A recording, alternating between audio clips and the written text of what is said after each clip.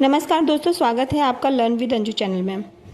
उत्तर प्रदेश में बेसिक शिक्षा राज्य मंत्री स्वतंत्र प्रभार संदीप सिंह के द्वारा नई शिक्षक भर्ती के संबंध में पूछे गए प्रश्न के जवाब में यह बताया गया है कि शिक्षक भर्ती को लेकर क्या रोड मैप है या फिर उनकी क्या रणनीति है।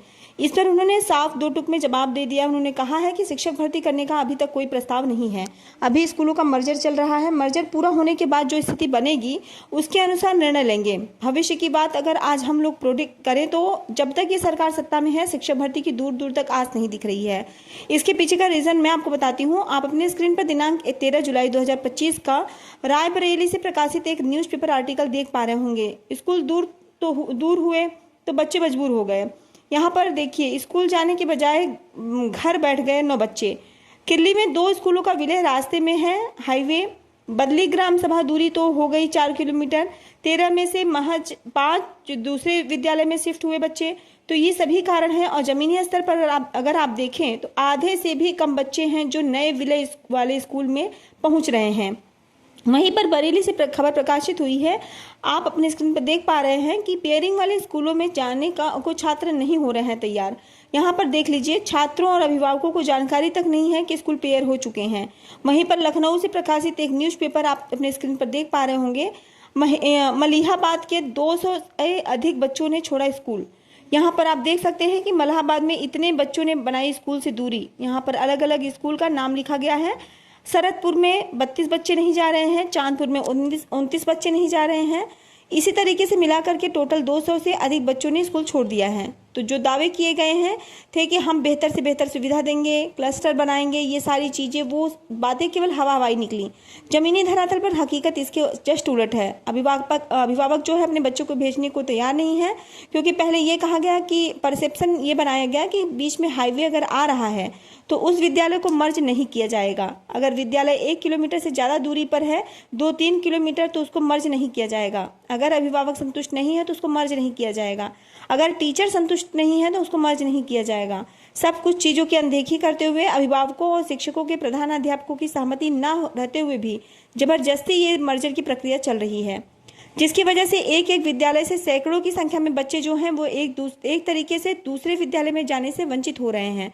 सैकड़ों की संख्या में जो है बच्चे नहीं स्कूल छोड़ रहे हैं। क्योंकि आपके मन में तो सवाल आएगा ही कि 50 से कम है तो सैकड़ों कैसे हो गए। देखिए, एक ही विद्यालय में 2-3 विद्यालयों का भी मर्जर चल रहा है। अगर आपने जो ग्राउंड रिपोर्टिंग करते हैं मीडिया में कुछ पत्रकार, उनका अगर कवरेज आपने देखा होगा तो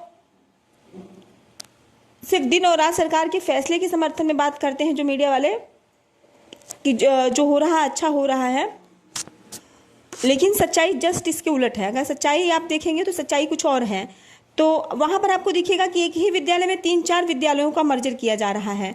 और उस दौरान ऐसे सभी विद्यालयों को मिला करके सैकड़ों की संख्या में बच्चे जो हैं वो हो रहे हैं कि विद्यालय नहीं पहुंच रहे हैं। और ये हकीकत यही है कि आने वाले समय में ये संख्या और ज़्यादा घटेगी। बावजूद इसके जिस तरीके से मेन स्ट्रीम मीडिया के द्वारा इसको बढ़ा चढ़ा करके दिखाया जाता है कि बहुत पता नहीं क्या क्रांतिकारी परिवर्तन हो जाएगा, स्कूल के मर्जर करने से क्लस्टर बनाएंगे और ग्राम पंचायत लेवल पर एक वर्ल्ड क्लास स्कूल बनाएंगे, ऐसा कुछ भी जमीनी धरातल पर देखने को नहीं मिल रहा है।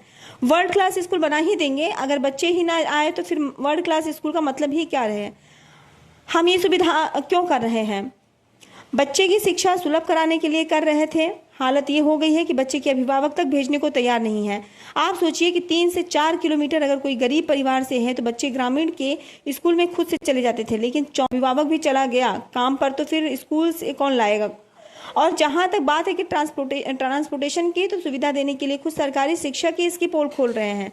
उनके द्वारा ये दावा किया जा रहा है कि किताबें तो समस्या आती ही नहीं है, समय से मतलब आती नहीं है। कई शिक्षक प्रधानाध्यापकों ने यह तक आरोप लगाया है कि स्कूल में शौचालय की सुविधा तक नहीं है, बाउंड्री तक नहीं है। कई बार उन्होंने सैकड़ों बार जिला बेसिक शिक्षा अधिकारी को अवगत कराया, इसके संबंध में पत्र लिखा, लेकिन आज तक कई वर्षों से वहाँ पर न तो शौचालय बने हैं, ना ही बाउंड्री वाल बने हैं।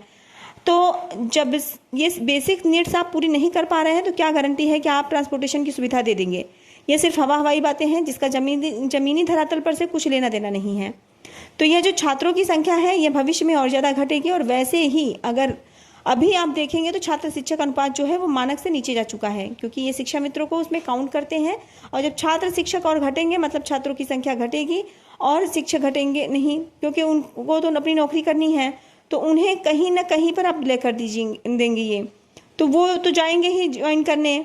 तो छात्र घट रहे हैं लेकिन शिक्षक उतने ही कांस्टेंट हैं। इसकी वजह से छात्र शिक्षक अनुपात जो है आप देख रहे हैं वो मतलब नीचे नहीं गिर रहा है। मतलब मानक जो है 30 का अनुपात 30:1 का, वो नीचे चला जाएगा। और इस परिस्थिति में शिक्षक भर्ती के रास्ते बहुत कठिन हैं। कम से कम 2027 तक, जब तक ये पार्टी सत्ता में है, तब तक इस प्रकार की नीतियां आगे बढ़ेंगी और शिक्षक भर्ती की उम्मीद रखना स्वयं अपने आप को धोखा देने के बराबर है। कल से सोशल मीडिया साइट्स पर एक प्लेट बहुत तेजी से वायरल हो रही है, जो कि आप स्क्रीन पर देख पा रहे होंगे। हालांकि इसको क्रॉस चेक करने के लिए मैंने ऑफिशियल ट्विटर हैंडल पर चेक भी किया था, वहां से कुछ भी जानकारी मुझे देखने को नहीं मिला। मैं इसका दावा नहीं कर रही हूँ कि यह सत्ता पक्ष के द्वारा ही आंकड़े प्रस्तुत किए गए हैं, लेकिन जिस तरीके से वायरल है इस पर बात करना जरूरी है। यहाँ पर यह दावा किया गया है कि योगी सरकार ने यूपी से शिक्षा के क्षेत्र में कमाल कर दिया है। दावा ये किया गया है कि 2017 में यहाँ पर साक्षरता 67.7% था, जो कि 2025 में बढ़ करके 70% हो गया है। ड्रॉप आउट दर 22% से घटकर 16% हो गया है और बच्चों का नामांकन 1 करोड़ से बढ़कर 2 करोड़ हो गया है। बच्चों का नामांकन 2017 में 1 करोड़ था, जो कि 2025 में बढ़कर के 2 करोड़ हो गया। चलिए मैं इसका भी डेटा आप सबके सामने रखती हूँ और डाटा देख आप चौंक जाएंगे। यहाँ पर 2017 से इसको कंपेयर किया गया है कि 2017 में 1 करोड़ बच्चे थे और 2025 में बढ़ करके 2 करोड़ हो गया। स्क्रीन पर आप 15 मई 2017 को जारी सर्व शिक्षा अभियान के अंतर्गत जो पीएबी रिपोर्ट जारी होती है उसका डॉक्यूमेंट देख पा रहे होंगे। इसके पेज नंबर 30 पर जब आप जाएंगे तो बहुत इंपॉर्टेंट डॉक्यूमेंट आपको देखने को मिलेगा। डायरेक्टली मैं पेज नंबर 30 पे चलती हूँ, मैं आपको आंकड़े दिखाने की कोशिश करती हूँ। देखिए, इस दौर में हम लोग जी रहे हैं कि किसी भी डेटा को क्रॉस वेरीफाई करना, क्रॉस चेक करना इतना जरूरी हो गया है क्योंकि सरकारें कुछ भी दावा करके निकल जाती हैं। उन्हें यह लगता है कि आज जनता को मूर्ख बनाना बहुत ही आसान है। क्यों? क्योंकि आधे से ज़्यादा तो अंधभक्त बने हुए हैं। उनके दिमाग में इन आंकड़ों के क्रॉस चेक करने के बारे में एक बार भी उनके मन में शंका या फिर इस प्रकार की उत्सुकता नहीं जागती है, क्योंकि उनके मन में ये बैठा हुआ है कि फलाने ने किया है तो कुछ सोच समझ के ही किया होगा और सही किया होगा।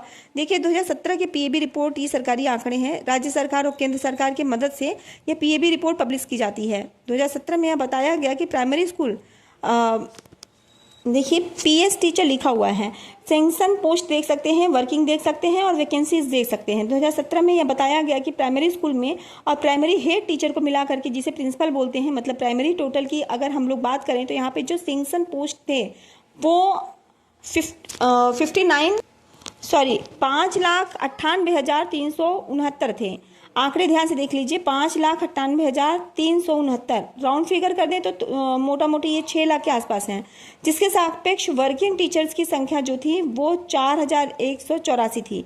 टोटल पोस्ट कितने थे? लगभग 6 लाख, जिसके सापेक्ष 4,184 टीचर्स थे जो वर्किंग थे।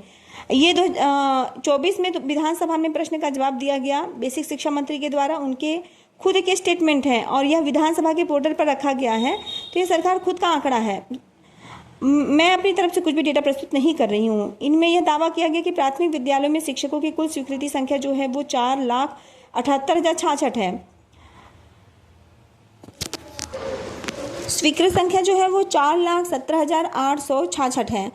आप आंकड़े तो मतलब जो है समझिएगा। 2017 में सैंक्शन पोस्ट की संख्या 6 लाख थी, जो घट करके 2024 में ये आंकड़े बताए गए कि सैंक्शन पोस्ट की संख्या 4,17,866 है और इसमें कार्यरत जो शिक्षकों की संख्या बताई गई वो 3,32,734 है।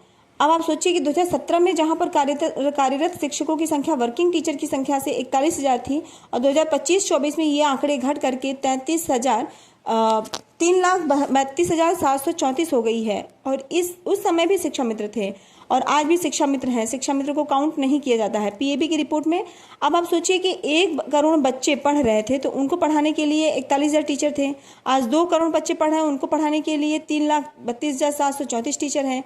क्या ये चीज़ें जस्टिफिकेशन है इन बातों का? नहीं। क्यों? क्योंकि इन लोगों को इतना मूर्ख बना दिया गया है कि वो इन आंकड़ों को सोचने समझने की क्षमता ही नहीं बची हुई है। आखिर ये चीज़ें कुछ भी बोल करके चले जाते हैं, कोई उन डेटा के बारे में एनालिसिस नहीं करता है। 2017 में जो चीज़ें 2025 में वो चीज़ें हैं, टीचर्स की संख्या घट गई है। अगर शिक्षा मित्रों को निकाल भी दिया जाए तो बावजूद इसके जो ये दावा किया जा रहा है कि बच्चों की संख्या डबल हो चुकी है और शिक्षकों की संख्या कम हो गई है, तो आखिर पढ़ा कौन रहा है इनको? फिर भी टीचर सरप्लस है, कुछ न कुछ तो गड़बड़ हो रहा है। खैर, वीडियो पूरा सुनने के लिए आपका बहुत बहुत धन्यवाद। आपका दिन शुभ हो।